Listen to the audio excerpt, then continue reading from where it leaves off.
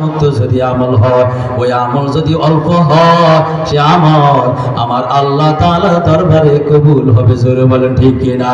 আল্লাহ রাসূল বলেন, আখলিস দীনাকা ইয়াকফিকাল আমালুল কলিল। আমল যদি অল্প হয়, যদি খালেস হয়, এই খালেস আমল আল্লাহ তাআলার দরবারে যথেষ্ট। জোরে বলেন ঠিক কিনা? আমার জান্নাতে যাওয়ার জন্য যথেষ্ট।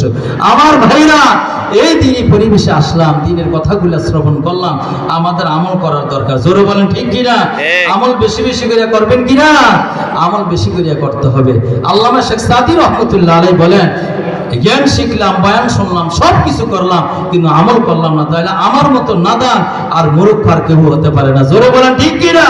ইলমে চন্দা আকে বেশতর খানি, ইলমে চন্দা আকে বেশতর খানি, जो अमल दर तो निस्ते नादानी, ना मुहक्कक बोध नादान शेमान, चारे पाए बोरु किताबे चान। আল্লামা শেখ সাদী রহমতুল্লাহ আলাইহি বাবে হাসতাম দরা আদাবে সুহবত অষ্টম অধ্যায়